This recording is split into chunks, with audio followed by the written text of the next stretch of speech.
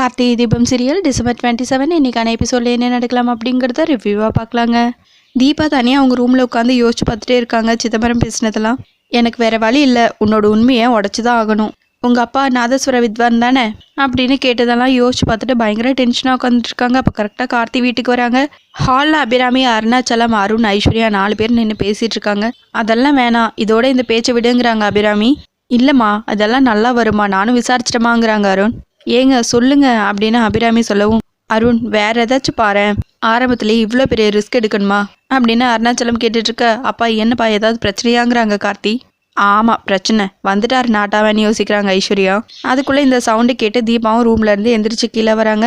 பிரச்சனையெல்லாம் ஒன்றும் இல்லைப்பா, ஏதோ ரெசார்ட் நல்ல விலைக்கு வருதான், அதை வாங்கலான்னு அருண் சொல்லிட்டு இருக்கான் அப்படின்னு அருணாச்சலம் சொல்லவும், ரெசார்ட்டா என்னண்ணா திடீர்னு ரெசார்ட்டெல்லாம் அப்படின்னு கார்த்தி கேட்கவும், திடீர்னுலாம் இல்லை கார்த்தி, எனக்கு ரொம்ப நாளாக இன்ட்ரெஸ்ட் தான்.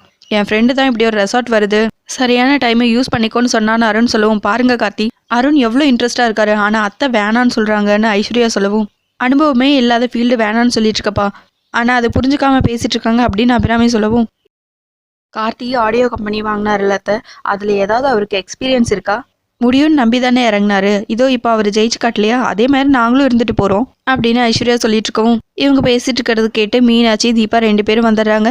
ஐஸ்வர்யா நல்ல டீலுக்கு வருதுன்னு அவசரப்பட்டு இறங்கணுமா, நல்லா போயிட்டு இருந்த ரெசார்ட்டு தானே அருண் சொல்கிறான், அப்புறம் எதுக்கு அவங்க அவசரப்பட்டு சேல் பண்ணோம், அதில் ஏதாவது சிக்கல் இருக்குமா நம்ம யோசிக்க வேணாமா அப்படின்னு அருணாச்சலம் சொல்லவும், அப்படி ஏதாவது பிரச்சனை இருந்ததுன்னா 4 இடத்துல விசாரிக்க சொல்லுங்க, ஆனால் ஒரே அடியாக வேணான்னு சொன்னால் நாங்கள் என்ன பண்ணுறது அப்படின்னு ஐஸ்வர்யா சொல்லவும், ஆமாப்பா நானும் நல்லா விசாரிச்சிட்டேன்ப்பா, நம்ம வேணா எல்லாருமா போய் ஸ்டே பண்ணி அங்கே ஏதாவது இஷ்யூஸ் இருக்கா, நம்மளால மேனேஜ் பண்ண முடியுமா, இது எல்லாத்தையும் அந்த ரெசார்ட்டில் தங்கி இருந்து பார்க்கலாம்ப்பா அப்படின்னு அருண் சொல்லவும், அருண் இதெல்லாம் சரியாக வரும்னு எனக்கு தோணலப்பாங்கிறாங்க அபிராமி. அப்பா சொல்கிற மாதிரி முதல்ல சின்னதாக ஏதாவது ட்ரை பண்ணி பாருப்பா, அவசரத்தில் கால் வச்ச மாதிரி ஆயிடக்கூடாதுல்ல அப்படின்னு அபிராமி சொல்லவும், ஆமாம் ஆமாம் இதே கார்த்தி சொல்லியிருந்தா உடனே ஓகே சொல்லியிருப்பீங்களே அப்படின்னு ஐஸ்வர்யா யோசிச்சுட்டு இருக்காங்க. அதுக்குள்ளே அருண் கார்த்திக் கிட்ட கஞ்சாடிலேயே எப்படியாவது ஹெல்ப் பண்ணுறா அப்படிங்கிற மாதிரி கேட்குற மாதிரி கஞ்சாட்ட காட்டுறாரு. கார்த்தியும் அதை புரிஞ்சுக்கிட்டு, அம்மா அண்ணன் தான் இவ்வளோ தூரம் சொல்கிறாருல, அவர் சொன்ன மாதிரியே நம்ம எல்லாரும் ரெசார்ட்டுக்கு போகலாம், அங்கே ஒரு 2 நாள் ஸ்டே பண்ணுவோம், அங்கே நடக்கிறதெல்லாம் கவனிப்போம், அதுக்கப்புறம் ஒரு டிசிஷன் எடுத்துக்கலாம் அப்படின்னு கார்த்தி சொல்லவும், சரி நம்ம போய் பார்த்துட்டே முடிவு பண்ணிக்கலாங்கிறாங்க அபிராமி. அருண் தேங்க்யூ சொல்லவும், ஆமாம் வெக்கமே இல்லாமல் தேங்க்யூ சொல்லு அப்படின்னு ஐஸ்வர்யா யோசிச்சுட்டு இருக்காங்க. என்ன தீபா ரெசார்ட்டுக்கு போகிறோம், இந்த ரெசார்ட் வாங்குறாங்களோ இல்லையோ ஆக மொத்தம் 2 நாள் ஜாலியாக ஸ்டே பண்ணலாம் அப்படின்னு மீனாட்சி தீபா கிட்ட சொல்லிட்டு இருக்காங்க. அதுக்கப்புறம் தீபா கார்த்திக் 2 பேரும் ரூம்க்கு வந்துடுறாங்க. என்ன தீபா ரெசார்ட்டுக்கெல்லாம் போகிறீங்க போல அப்படின்னு கார்த்திக் கேட்கவும், ரெசார்ட்டா அப்படின்னா அப்படின்னு கேட்க, ஓ புரியலையா அப்படின்னு கார்த்திக் கேட்கவும், எனக்கு எப்படி சார் புரியும், நான் என்ன முன்ன பின்ன போயிருக்கேனா அப்படின்னு தீபா கேட்க, புரிஞ்சிருச்சுங்கிறாங்க கார்த்தி. என்ன இல்லை புரிஞ்சிருச்சுன்னு சொன்னீங்களே, என்ன புரிஞ்சிச்சு அப்படின்னு தீபா கேட்க, இனிமே கூட்டிகிட்டு போகிறேங்கிறாங்க கார்த்தி. நான் ஒன்றும் அதுக்காக சொல்லலைங்கிறாங்க தீபா. அதுக்கப்புறம் மனசுக்குள்ளேயே, அப்போவாவது நம்ம தனியாக போகிறோமான்னு தெரிஞ்சுக்கணும் அப்படின்னு தீபா யோசிச்சுட்டு இருக்காங்க. ஆமாம் நம்ம தனியாக தான் போகிறோங்கிறாங்க கார்த்தி. என்னங்க நீங்கள் யோசிக்கிறது பயங்கர சத்தமாக கேட்குது, இந்த மாதிரி ஏதாவது ஆசை இருந்தால் சொல்லுங்களேன் அப்படின்னு கார்த்தி சொல்லவும், ஏன் சொன்னாதான் தெரியுமாங்கிறாங்க தீபா. ஆமாங்க இது என்ன வம்பா இருக்குது அப்படின்னு கார்த்தி சொல்லவும், தீபா ஊங்கிறாங்க. இது என்னங்க ஊ அப்படின்னு கேட்க, சொல்லாட்டியும் தெரியணும் அப்படின்னு தீபா சொல்ல, தெரிஞ்சுக்கிறேங்கிறாங்க கார்த்தி. அதுக்கப்புறம் தீபா அப்படியே வெக்கப்பட்டுட்டே நின்றுட்டு இருக்காங்க. பேக்ரவுண்ட் சாங் போயிட்டு இருக்க 2 பேரும் செம்மையா ரொமான்ஸ் பண்ணிட்டு இருக்காங்க. அதுக்கப்புறம் தீபா கார்த்திவே பார்த்துட்டு இருக்காங்க. என்ன அப்படின்னு கார்த்தி கேட்கவும், ட்ரெஸ் எல்லாம் பேக் பண்ணிடலாமாங்கிறாங்க தீபா. கார்த்தியும் ஓகே சொல்றாங்க. தீபா கார்த்தியவே திரும்பி திரும்பி பார்த்துட்டே போறாங்க. கார்த்தியும் அப்படியே பெட்ல உட்காந்துட்டு தீபாவையே பாக்குறாங்க. 2 பேரும் மாத்தி மாத்தி பயங்கரமா சிரிக்கிறாங்க. தீபா அவங்களோட சாரியும் கார்த்தியோட ஷர்ட்டும் எடுத்து கையில வச்சுக்கிட்டு மேட்சிங்கா இருக்கா அப்படின்னு சொல்லி பார்த்துக்கிட்டு 2 ட்ரெஸ்ஸையும் சேர்த்து வச்சு பார்த்துட்டு இருக்காங்க. அப்ப கார்த்தி வந்து மெதுவா தீபாவை பாக்குறாங்க. அதுக்கப்புறம் சைலண்டா சிரிச்சுக்கிட்டு அங்கிருந்து கார்த்தி போயிடுறாங்க. அச்சோ அப்படின்னு சொல்லிட்டு திரும்பவும் தலையில அடிச்சுக்கிட்டு சிரிக்கிறாங்க தீபா.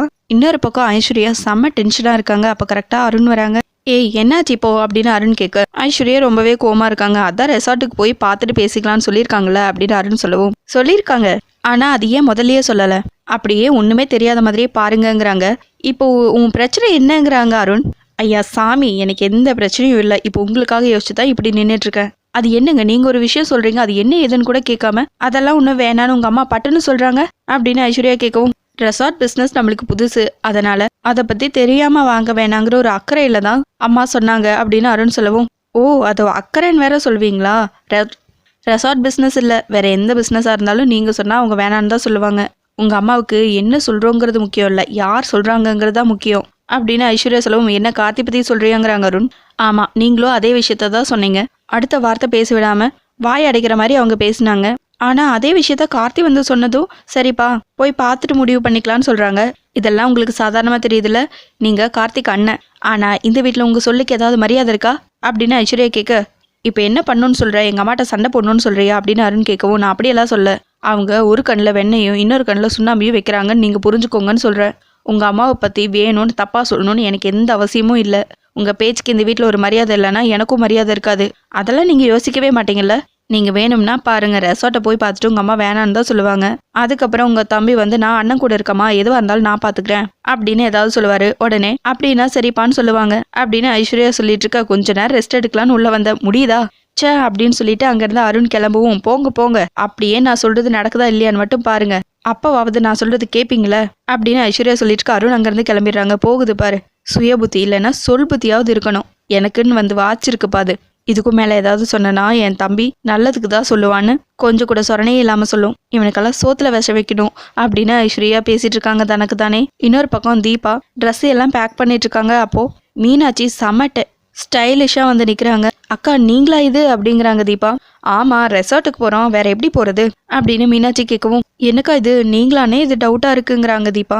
ஏன் நல்லா இல்லையா அப்படின்னு மீனாட்சி கேட்கவும், சூப்பராக இருக்குக்காங்கிறாங்க தீபா.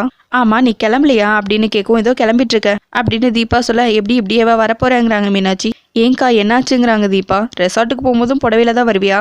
நீ இப்படி ஏதாவது பண்ணுவேன்னு தெரிஞ்சுதான் உனக்கும் சேர்த்து நான் ட்ரெஸ் எடுத்துகிட்டு வந்திருக்கேன், இதை போட்டுக்கோ அப்படின்னு ட்ரெஸ் எடுத்து கொடுக்குறாங்க.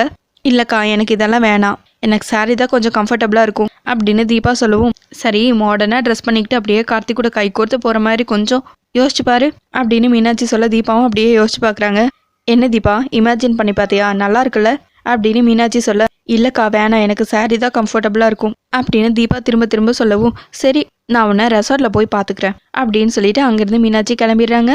அடுத்ததாக ரெசார்ட்டு. அப்புறம் அங்கே ஒர்க் பண்ணுற ஸ்டாஃப்ஸ், மேனேஜர் இவங்கள காட்டுறாங்க. மேனேஜர் செம காமெடி பீஸாக காட்டிட்டு இருக்காங்க.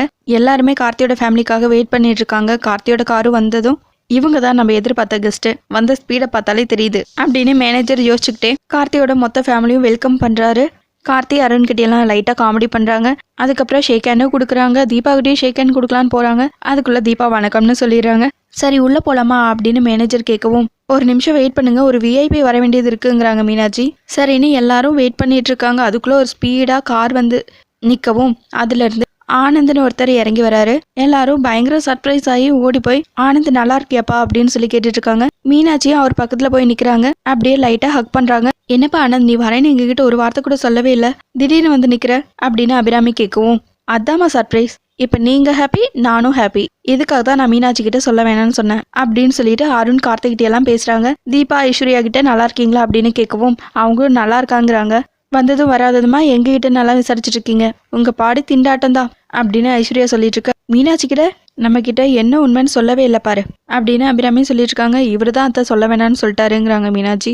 சரிப்பா ஆனந்த், இதுக்கு மேலேயும் நீயும் வெளிநாட்டுல எல்லாம் போய் இருக்க வேணாம். இப்ப பாரு அருண் இந்த ரெசார்ட் வாங்க போறான், நீயும் இந்த மாதிரி ஏதாவது ஒன்று பண்ணிக்கோ, நீ எங்கேயும் போக வேணாப்பாங்கிறாங்க அபிராமி.